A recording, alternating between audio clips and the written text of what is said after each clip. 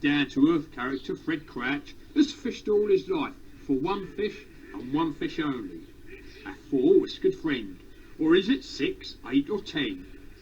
It's one of the hardest fighting fish in our rivers. I joined Fred on the banks of the idyllic River Kennet, where he told me about this powerful scavenger. Well, it's a bottom feeding scavenger related to the carp. It's a cyprinid carp family.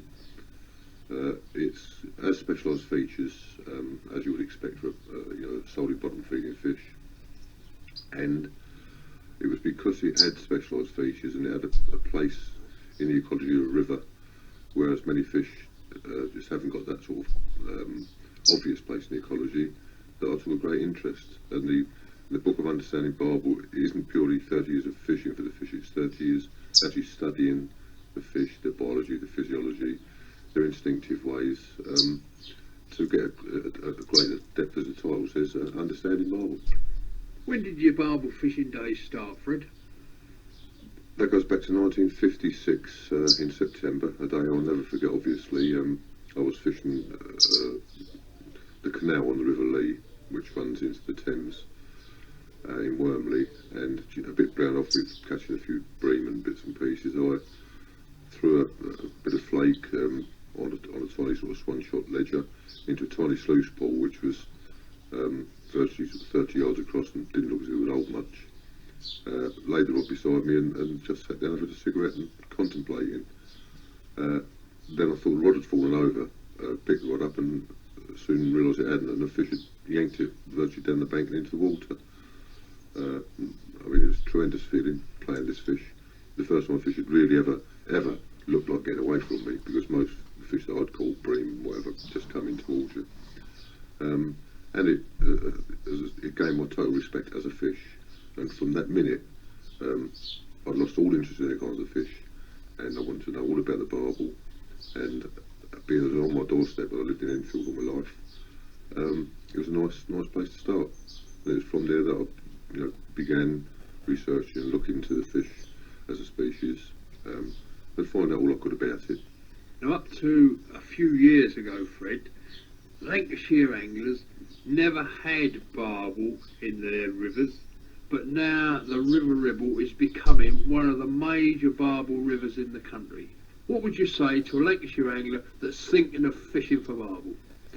The barbel is a barbel wherever you find it. It's a truly European fish. Its strongholds go through the sort of central southern Britain, northern France, central Germany. As you say, it has now been introduced into many rivers, and where the rivers can maintain a reasonable temperature, they will thrive and they will grow to very respectable sizes. I don't think Northern River will ever produce a monster that perhaps the Southern River will be capable of doing, but having said that, it certainly produces 10s and possibly 11s up there, which are tremendous fish for a Northern River. And any lads in Lancashire who think they'd like to take up barbel fishing and they've never caught a barbel, ought to make it a priority to get themselves sorted out, go and find a little barbel stretch of river, catch one or two, and I'm sure they will never look back, because it's a captivating species. Now, what tackle do you need to catch barbel? Quite controversial, the tackle among barbel anglers.